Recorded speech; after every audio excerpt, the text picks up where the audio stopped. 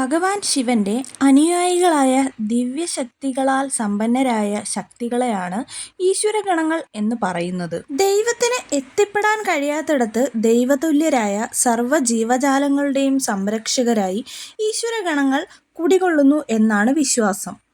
പ്രധാനമായും 5 ശിവഗണങ്ങളാണുള്ളത്.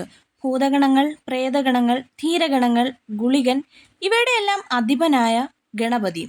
എപ്പോഴെല്ലാം മനുഷ്യർ അധർമ്മം ചെയ്യുന്നുവോ ഭഗവാൻ അപ്പോഴൊക്കെ ധർമ്മത്തെ സംരക്ഷിക്കാൻ മായാലോകത്തു നിന്നും തൻ്റെ ഗണങ്ങളെ ഭൂമിയിലേക്ക് അയക്കുന്നു. ഇങ്ങനെ വന്നവരിൽ ഒന്നാണ് പഞ്ചുരുളി. പഞ്ചുരുളിക്ക് പിന്നാലെ അധർമ്മം ചെയ്യുന്നവരെ ശിക്ഷിക്കാൻ മറ്റൊരാൾ കൂടി ഉണ്ടായിരുന്നു, ഗുളികൻ.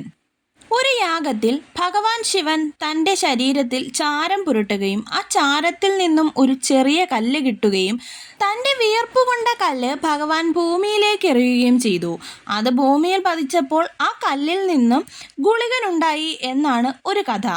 മറ്റൊരു കഥ, ഭഗവാൻ ശിവൻ തൻ്റെ 3-ാം കണ്ണിൽ യമധർമ്മനെ, അതായത് കാലനെ എരിച്ചതിന് ശേഷം കാലനിയന്ത്രണത്തിനായി ഭൂമിയിലേക്ക് പറഞ്ഞയച്ചത് ഗുളികനെയാണ്.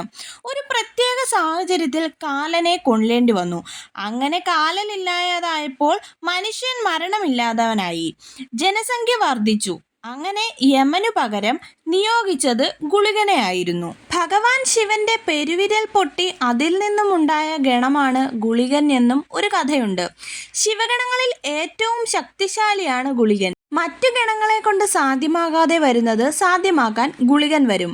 അസുര നിഗ്രഹണമാണ് ഗുളികന്റെ നിയോഗം. അധർമ്മം ചെയ്യുന്നവർക്ക് ഒരു മുന്നറിയിപ്പായാണ് പഞ്ചുരുളി ആദ്യം വരുന്നത്.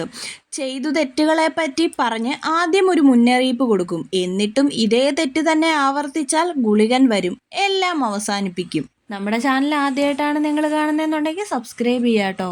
വീഡിയോ ഒന്ന് ലൈക്ക് ചെയ്യാനും മറക്കരുത്. ബൈ.